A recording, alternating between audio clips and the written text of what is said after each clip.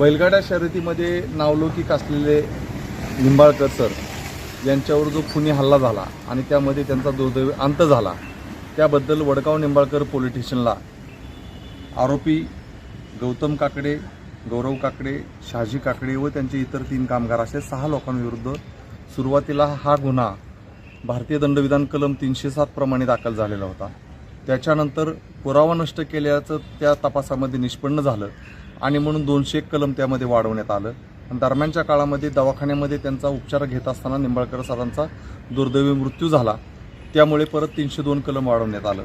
ह्या सर्व घटनेचा तपास चालू असून दरम्यानच्या काळामध्ये आरोपी क्रमांक 3 शहाजी काकडे यांनी या बारामती येथील जिल्हा व सत्र न्यायालय या कोर्टामध्ये जामीन अर्ज क्रमांक 722/2024 हा जामिनासाठी अर्ज दाखल केला होता.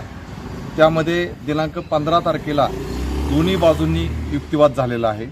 आरोपीच्या वतीनं ॲडव्होकेट हर्षद निंबाळकर सर यांनी त्या ठिकाणी त्यांची बाजू मांडली. त्यानंतर सरकारी वकील ॲडव्होकेट श्रीकांत पोंदकुले यांनी सरकारच्या वतीनं बाजू मांडली.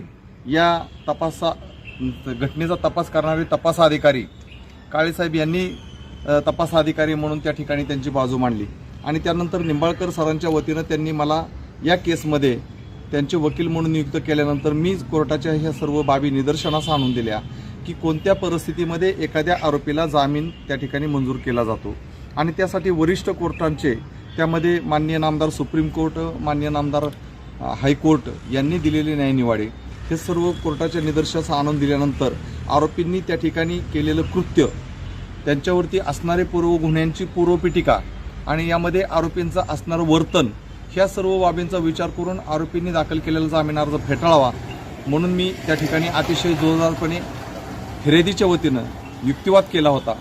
वास्तविक पाहता बारामतीमध्ये मी फौजदारीचं काम करत असताना नेहमी आरोपीच्या बाजूने काम करतो, आरोपीच्या बाजूने त्या ठिकाणी माझी बाजू मांडत असतो. परंतु प्रथमतःच निंबाळकर सरांवर झालेला अन्याय किंवा त्या लहान अंकुरण या मुलीला न्याय द्यावा या हेतूने मी त्या ठिकाणी फिर्यादीतर्फे माझं वकीलपत्र दाखल करून फिर्यादीच्या वतीनं बाजू मांडलेली आहे. सदरच्या जामीन अर्जावरती आज कोर्टामध्ये निकाल होणार होता.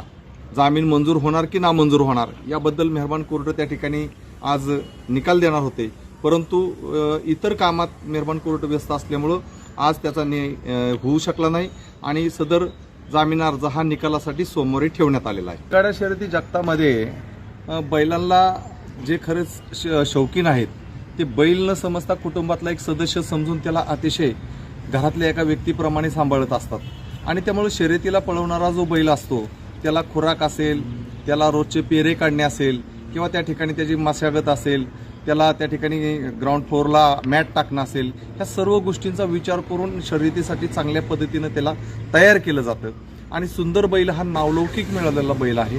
अनेक शर्यतीमध्ये अनेक बक्षिसं त्यांनी जिंकलेली आहेत आणि त्याच्यामुळं तो बैल सध्या या घटनेमध्ये पोलिसांच्या ताब्यामध्ये असल्यामुळे त्याची कायदेशीर प्रक्रिया ह्या जामीन अर्जाचा निर्णय झाल्यानंतर आम्ही चालू करणार आहे. आवाज माणदेशाचा, माणदेशातील प्रत्येकाचा. माणदेश प्राईम सबस्क्राईब करा आणि अपडेट रहा.